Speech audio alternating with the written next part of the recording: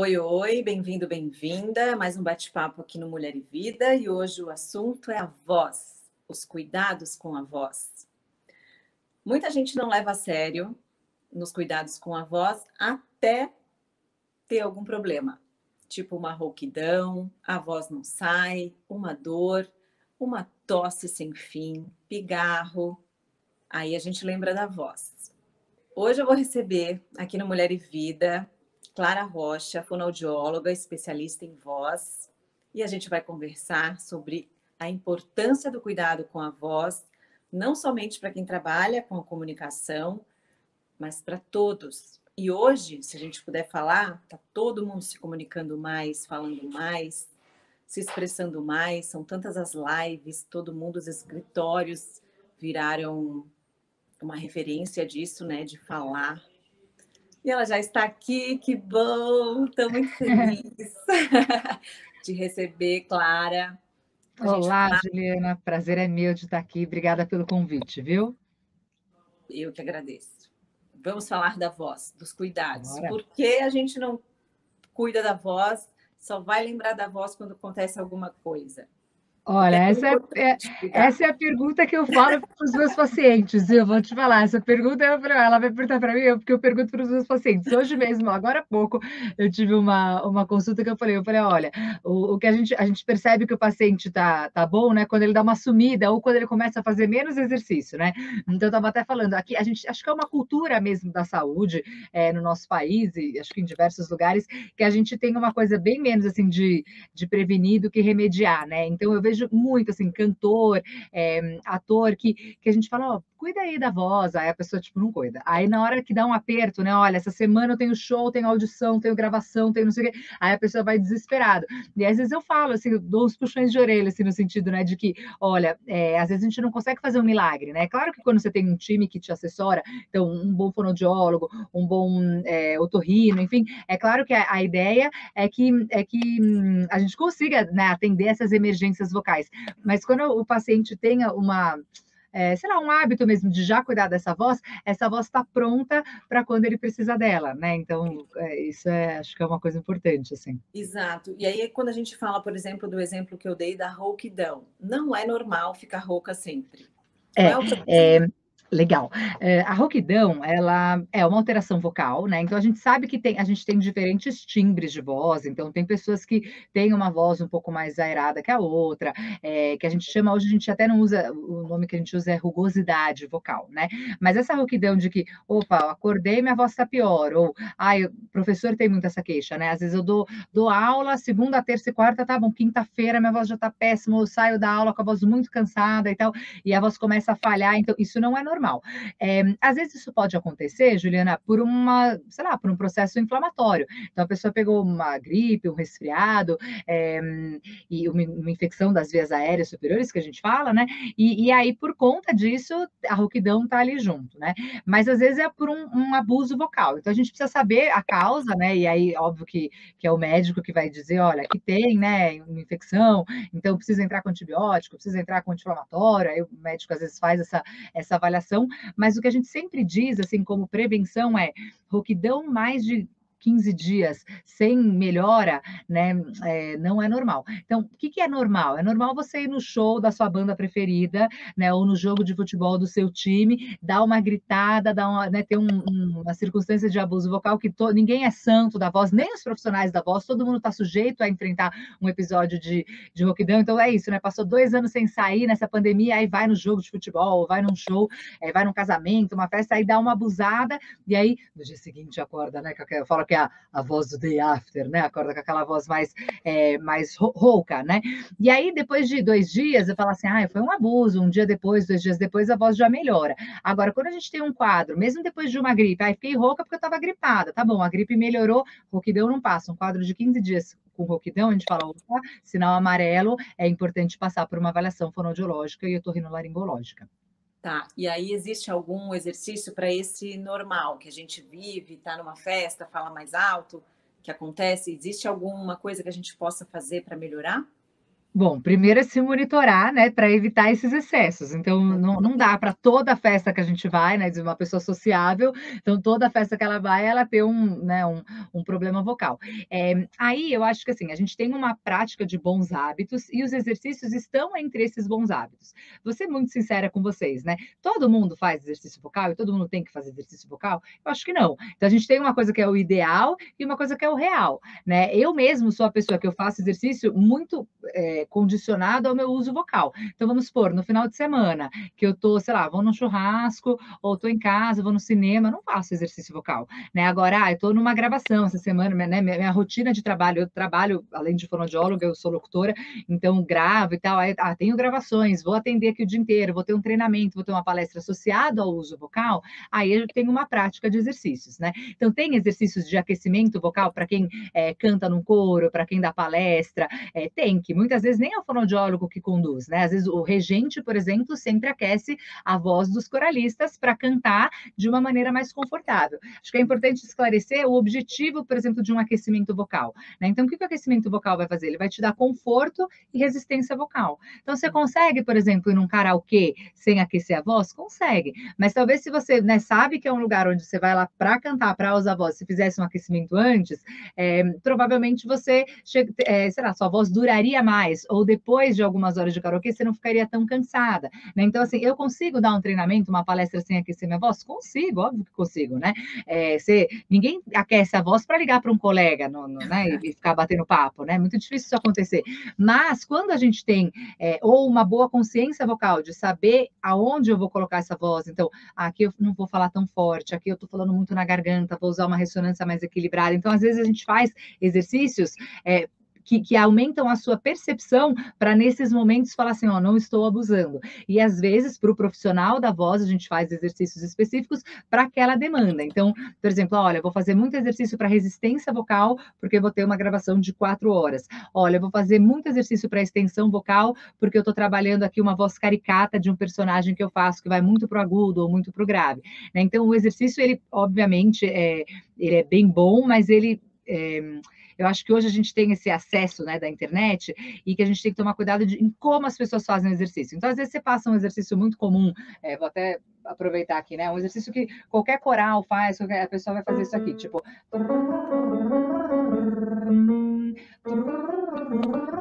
né? Isso aqui é um exercício comum que se faz na fonoaudiologia, que se faz no aquecimento vocal de canto, de fala, tal. Você está modulando, né? E usando e fazendo enfim, são os exercícios vibratórios. Então são bons para aquecimento, são. Mas se eu fizer tipo é horrível, né? Se eu fizer então, se eu não tiver um bom suporte respiratório, equilíbrio respiratório, uma ressonância leve, colocar esse exercício com força na garganta, ou estou fazendo e a pessoa faz ela dá ataque vocal, às vezes é um exercício que pode não ser tão bom. Então tem muita coisa excelente na internet de exercícios, de prática, mas a gente tem que tomar cuidado, porque se a percepção do paciente não for legal, do paciente, né, da pessoa que estiver ali olhando, não for boa, ela corre o risco de fazer o exercício de uma maneira inadequada, né? Por isso sempre a gente fala aqui de ter um profissional, né? Auxiliando, Uhum, esse é o uhum. E principal. às vezes, Juliana, não precisa um profissional para você fazer fono toda semana, sabe? Eu já tive muitos casos assim com locutor, né? Que ele me procura e faz assim 3 encontros. Então ele faz uma avaliação geralzona para mapear, olha, que eu tenho dificuldade nisso, a gente vê as dificuldades, ou ele fala, você percebe alguma alteração aqui? Pede uma avaliação zona da voz, né? E aí a gente levanta algumas coisas, olha, era legal trabalhar isso, aquilo, e vamos fazer um aquecimento personalizado? E aí a gente vai lá e faz um encontro para isso, para fazer uma bateria de exercícios do aquecimento dele. E não a pessoa ficar fazendo fono, não sei quantos meses. Tem pessoas que precisam, porque tem uma queixa ou porque tem uma demanda excessiva de voz. Mas às vezes a pessoa vai lá e faz um encontro vocal, 2 encontros, e consegue pelo menos direcionar alguns caminhos. E às vezes a gente fica muito no exercício e cuidados com a voz não se resume só a exercício, né? Acho que Sim, hoje cabe a gente falar disso, né, inclusive, né? exato. Aí tem alguns aspectos físicos, né? No sentido que pode afetar o físico, a idade, o sexo. A gente podia falar um pouquinho deles, assim. A gente pode falar. Via de regra, eu falaria assim para você: tudo, né, no corpo envelhece, a voz também pode envelhecer. Então, a gente tem mudanças vocais ao longo da vida, né? E a gente vai ver que a voz de. Eu tenho um bebê aí de 1 ano, então a gente vê um timbre vocal na medida que vai crescendo, quando passa, principalmente, né, no menino, quando passa na puberdade, né? Então, que tem aquele agravamento da voz, aquele momento da voz Uhum. desafinar e tal, e aí passa pela puberdade. Aí a gente tem, né, um momento aí vai de maturidade vocal, que é a voz adulta, e a gente sabe que depois dos 45, 50 anos, por um processo hormonal, por um processo, né, físico, a voz começa a envelhecer. Tem pessoas, Juliana, que a gente fala que são os atletas vocais, ou pessoas, acho que o melhor exemplo que a gente pode dar aqui é o Calbi Peixoto, né? Foi o Calbi Peixoto, que era, né, uma pessoa super idosa e que tinha uma potência vocal excelente e tal. Então, quando a gente cuida da voz, inclusive é um profissional da voz, a tendência é que você tenha um envelhecimento vocal mais saudável. No esporte a gente vê muito isso. Você fala assim, gente, aquele cara é ex-atleta, é ex-bailarino. Aí você vê a pessoa, né, parece que envelheceu, mas tem uma outra flexibilidade, uma outra postura e tal. Por quê? Porque cuidou, né, trabalhava aquilo, exercitava aquele corpo. Então, na voz a gente pode pensar a mesma coisa.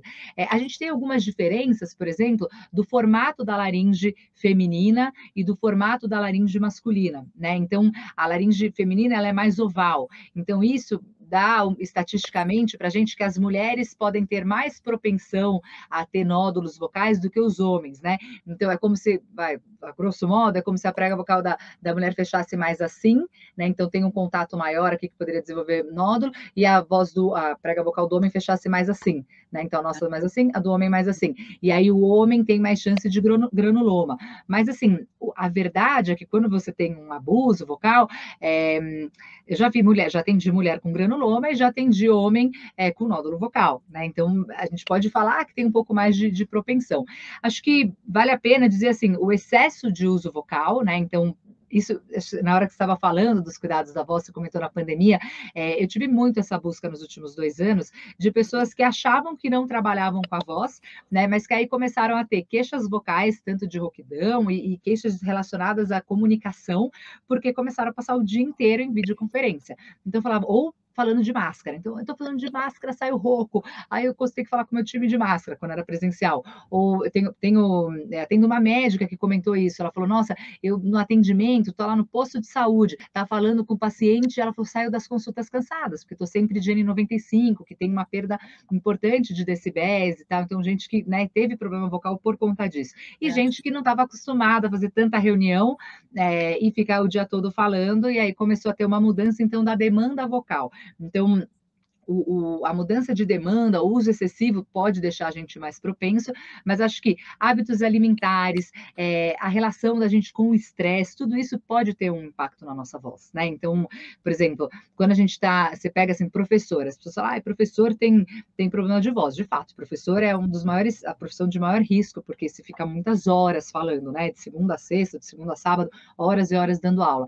Mas, geralmente, quando a gente vê um professor rouco, ele não é só rouco porque ele fala muito, ele é rouco porque as condições de trabalho dele não são tão legais, porque ele leva muito trabalho para casa, porque ele dorme mal, porque ele precisa preparar a aula. Então tem um conjunto, principalmente quando a gente fala em relação à rede pública, por exemplo. Então tem um conjunto de questões emocionais que vão interferir ou que vão piorar um quadro físico, sabe? A alimentação é a mesma coisa, né? A gente tem isso eu adoro falar assim quando me perguntam de cuidados vocais.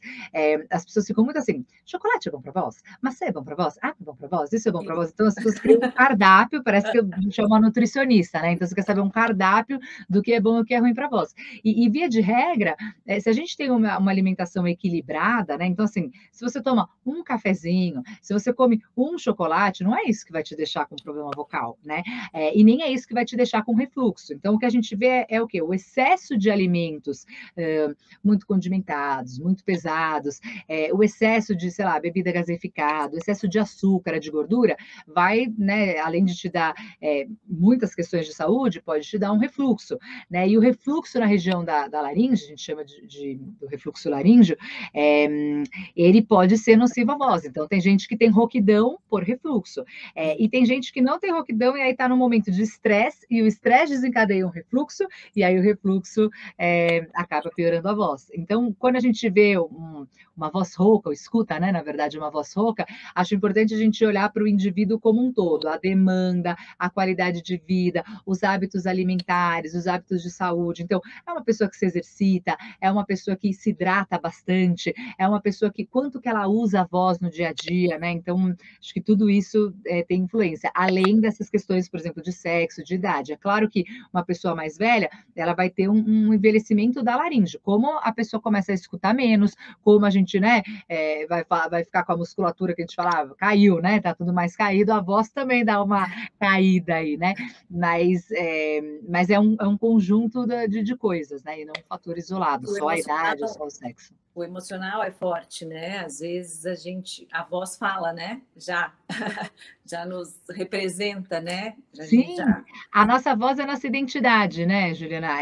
A gente conta muito, por exemplo, todo mundo deve estar percebendo aqui que eu falo rápido. Você me conhece, você sabe, né, que eu sou de fato acelerada. Então, a minha velocidade de fala e a quantidade de fala também, que fala aí sem parar, ela tem muito a ver com o meu perfil de pessoa, né? Então, é o que eu passo para os outros. É claro que tem situações que a gente pode escolher. Então, ai, olha, aqui eu preciso passar mais calma, porque é um momento importante que eu estou conversando sobre determinado assunto. Aqui eu posso ser bem acelerada, porque eu preciso motivar a galera, né? Então, a gente muda isso de acordo com as situações, mas naturalmente a gente tem algo que a gente transmite da nossa identidade, da nossa personalidade através da nossa voz. Isso acho que é uma das coisas mais bonitas da voz e da comunicação, É, né? Ela é uma válvula emocional, né? é incrível. Ô, Clara, e até lembrando assim o motivo, né, quando eu te procurei, foi exatamente no sentido assim, eu queria falar das mulheres hoje nas lideranças, né, de empresas, enfim, e tem que ter uma postura mais firme, uma voz mais firme. Geralmente a mulher,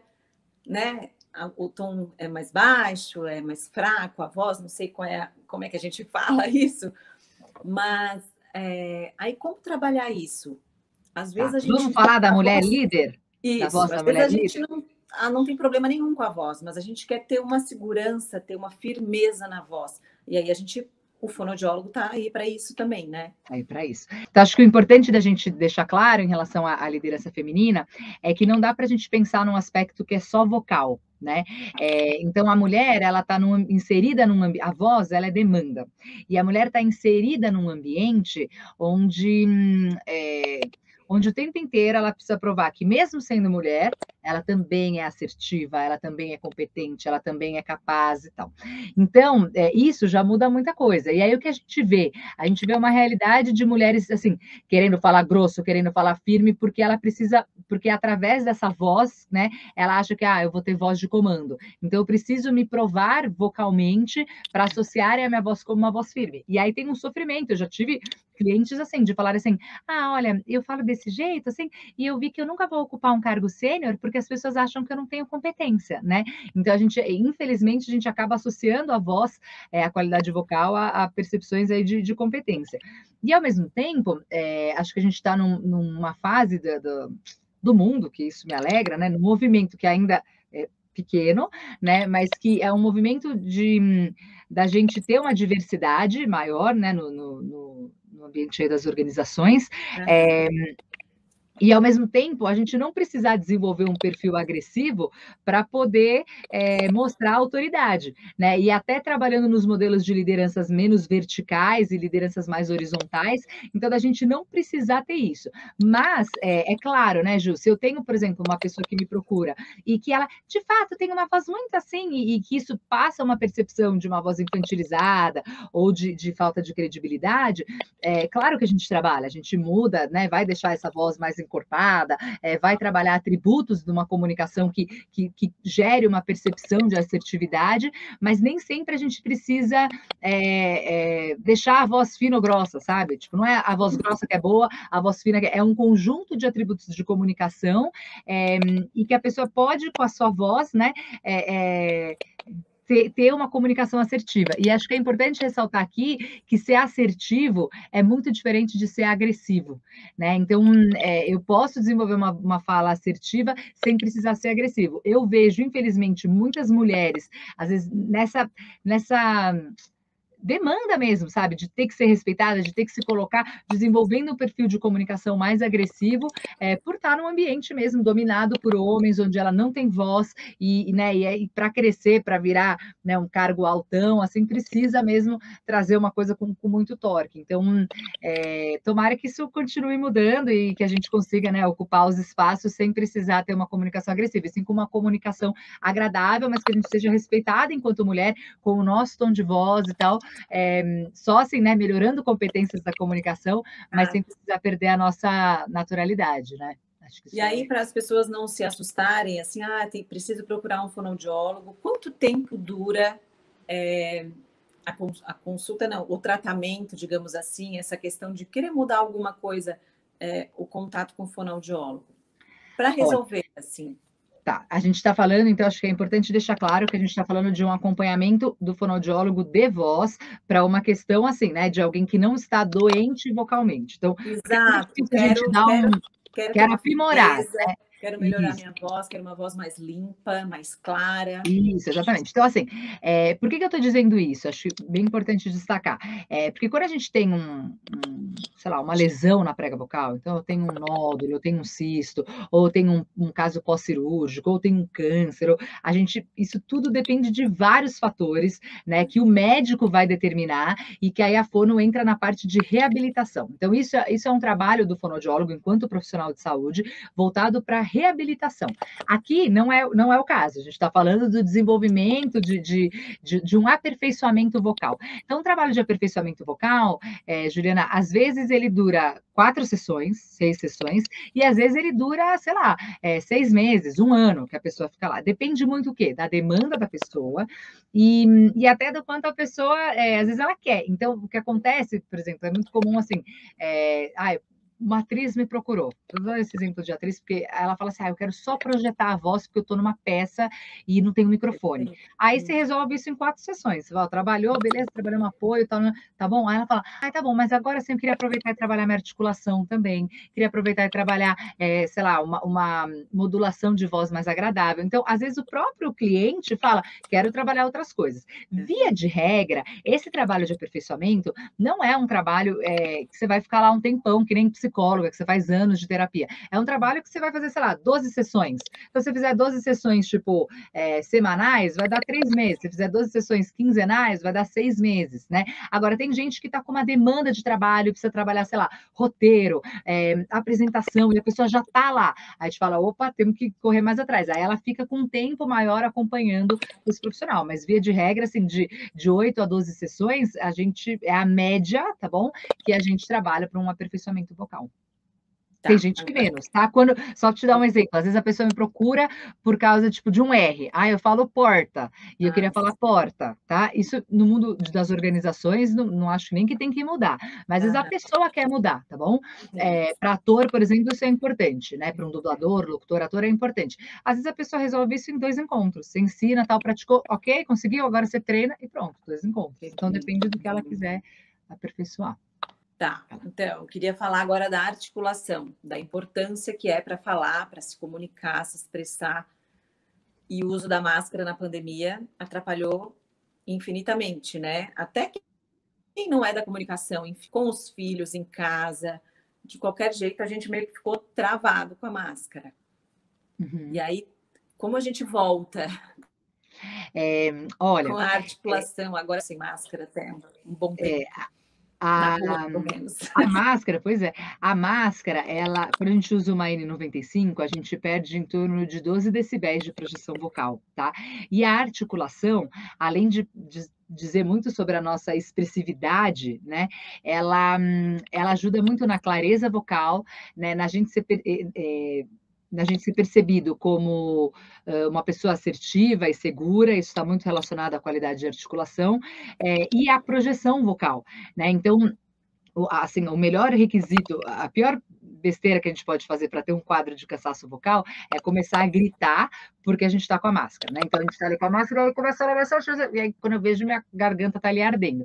Então a melhor alternativa seria isso, tô com a máscara, exagero no movimento de boca, por quê? Porque aí mesmo com esse obstáculo que é a máscara, eu exagerando na articulação, eu sou melhor compreendido, né? A articulação ela dá inteligibilidade de fala. Tá bom?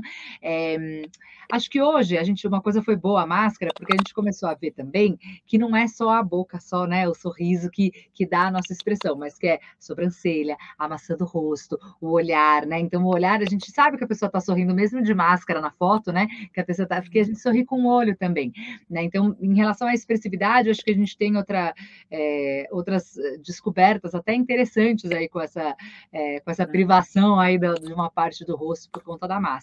Mas sempre a articulação, ela vai, a gente treinar essa articulação, mesmo sem, sabe, exagerar, abrir mais a boca para falar, não ter preguiça. Adolescente tem muito isso, né? Ai, mãe, isso aqui, faz isso aqui, aquela coisa assim que você vai falando e tal.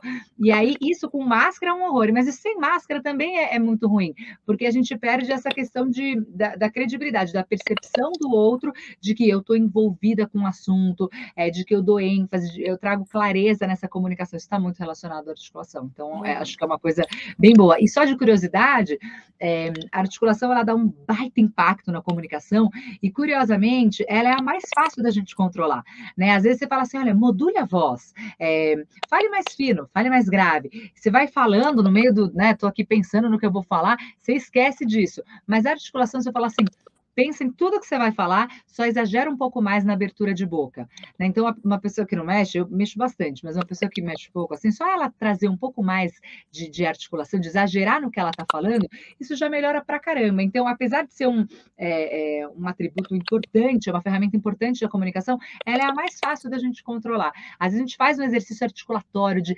leitura com articulação exagerada, tal, durante um tempo, depois você vai falar, naturalmente já está tudo mais solto, assim. Então, responde aquele exercício que até meu filho faz na escola com a caneta de falar também. Muito bom, né? É bom. Ó, eu prefiro, tá? Até vou pegar aqui minha canetinha. Em vez de usar assim, eu prefiro usar assim. Tá? Assim, na verdade. Por quê? Porque às vezes a gente coloca a caneta, então, assim, claro, isso é muito pessoal e tal. Primeiro que eu prefiro não usar a caneta, né? Vou usar aí algum palitinho, alguma caneta suja, ainda mais agora que a gente, né, aprendeu aí a, né, melhorar com higienização, passar álcool gel na caneta, aí beleza. Então, você coloca aqui a caneta, às vezes a gente trava essa caneta aqui assim, né? Então, se eu coloco, por exemplo, uma rolha, ou eu gosto muito de usar assim, ó, tá? Eu pego o dedo assim, coloco aqui, e aí eu falo janeiro, fevereiro, março, abril, maio. Por quê? Porque aí eu sou obrigada a exagerar bastante nessa articulação. Quero fazer um adendo importantíssimo sobre esse exercício, tá? Porque é super difundido, então a galera põe caneta, coloca rolha. Quem tem disfunção de ATM, bruxismo, também, né, conhecido como bruxismo, precisa tomar cuidado, porque às vezes a gente pega uma rolha ou pega o dedo e fica aqui, ó, travado. Então, muitas vezes, Juliana, e hoje, principalmente com essa coisa da pandemia, de não colocar a mão na boca, não colocar, não, né, colocar objeto na boca, então, e dá muito certo, tá? Eu tenho trabalhado sem nada, vai na frente do espelho e cresce em tudo. Então, não precisa segurar aqui a rolha, tá? Ela pode ser muito boa para quem, principalmente para quem tem movimento restrito de lábio e tal, mas se eu fizer tipo 1, 2, 3, 4, 5, 6, ou as sequências articulatórias, patacá, peteque, peteque, abrindo bem a boca, o efeito é o mesmo, mas parece que a gente tem, né, uma chavinha assim que, eu coloquei a caneta, falei com a caneta, na hora que eu tiro a caneta tá melhor, mas se você ficasse também falando exagerado, na hora que você vai falar normal, falar sem o exagero, também é melhor. Pelo amor de Deus, não é para ninguém falar, né? Oi, eu vou entrevistar a Clara hoje. Não é isso. Mas no exercício a gente faz esse exagero para depois a voz ficar mais soltinha, assim, tá? Então, acho que é legal. Porque se a gente usa essa caneta e prende, para quem tem disfunção de ATM, quem tem bruxismo, pode ter dor nessa região. Então, tem que ficar atento. Exato. Então, para a gente encerrar um papo sobre voz delicioso, eu queria dar algumas diquinhas para fazer em casa, como esse exercício que a gente acabou de dar agora, alguns cuidados da água, enfim, da hidratação, o que a gente pode fazer para a pessoa que está sempre lá com aquele... outra coisa que eu esqueci de falar, da pastilha. Muita gente está com qualquer problema, é uma pastilha.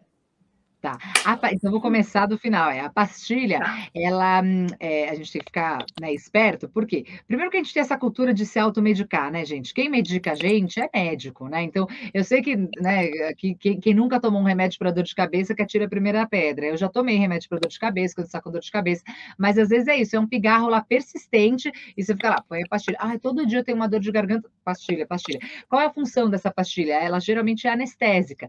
Então, aqui que acontece? A gente acaba fazendo um abuso vocal sem perceber, tá? Fazer um paralelo aqui, né? Se eu coloco a minha mão numa chapa quente, eu na hora tiro a mão para não me queimar, uma proteção, porque eu sinto dor, né, com o quente, a minha percepção aqui do tato de que aquilo ali vai me machucar.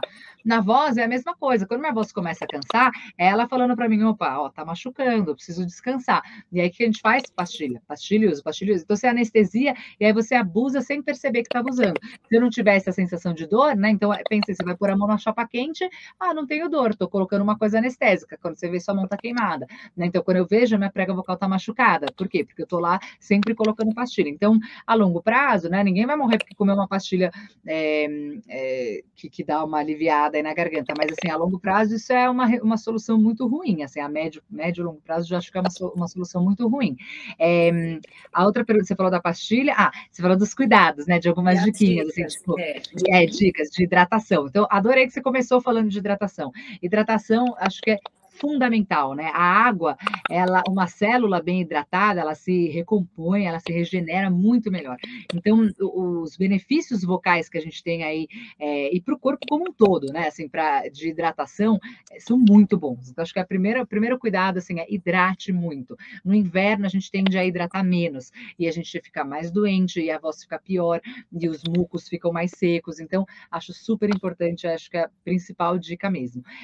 Outra dica que eu daria é momentos de repouso vocal, né? Então, se você, por exemplo, eu sou uma pessoa que trabalha o tempo inteiro com a minha voz, ou eu estou preparando a voz de alguém, ou eu estou usando a minha voz aí, gravando, enfim.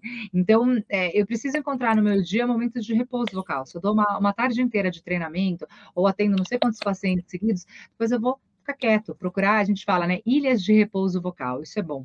Cuidar do corpo, da alimentação, para evitar, né, refluxo, enfim, gastrite, tá? Então, cuidar do corpo como um todo, ter uma vida saudável, também vai ser, o que faz bem para o seu corpo, vai fazer bem para a sua voz. Então, acho que isso é uma dica importante. Ficar atento, assim, para ter uma boa postura, quando você vai, né, então agora, o dia inteiro, às vezes em live, em comunicação, ficar atento para uma postura onde você não fique assim, né, e aí feche toda aqui a sua respiração aqui, essa parte das costelas, e aí essa voz fica mais espremida. Então, tá, né, com o tronco aqui aberto, ter uma postura bacana, isso é muito bom também para a voz. A gente tem, né, um tubo aqui respiratório que nosso ar vai saindo e vai produzindo a voz, e isso é mais agradável. E a articulação, acho que é uma excelente dica mesmo, assim, de fazer esses exercícios articulatórios. Uma coisa que eu acho legal pensar para a voz também de dica é o quanto que a gente modula a nossa voz. Aquela voz monótona sempre é uma voz mais cansativa. Então, oi, tudo bem? Eu sou a Clara, agora eu queria falar sobre vozes, cuidados vocais, né? Aquilo é uma coisa ruim. Então, procurar ênfase nas palavras, né? Trazer uma musicalidade aí para a voz, óbvio, não exagerada, porque senão fica fake, né? Mas trazer uma modulação que o outro, né, acompanhe essa fala para ela não ficar sempre no mesmo tom. Acho que isso é uma coisa bacana. E principalmente, acho que a principal dica é estar atento aos sinais que a sua voz dá para você. Então, poxa, toda vez eu saio cansada, ou minha voz está falhando muito, ou eu sinto aqui uma sensação de bola, de aperto, de ardência. E aí, nesses casos, onde a gente identifica uma queixa, e procurar uma avaliação de um profissional, fonoaudiólogo e otorrino. Acho que é Perfeito. isso. Muito Tá bom? obrigada, adorei, Eu que adorei as agradeço. dicas, adorei falar contigo. Agora a gente precisa ser ao vivo novamente. Verdade, verdade. Só Tá te bom, agradecendo. Obrigada tá por bom. contribuir aqui para o Mulher e Vida. Um beijo. Obrigada a todos Ju, vocês. um super beijo para você, muito obrigada. É sempre um prazer e conte sempre comigo, tá bom?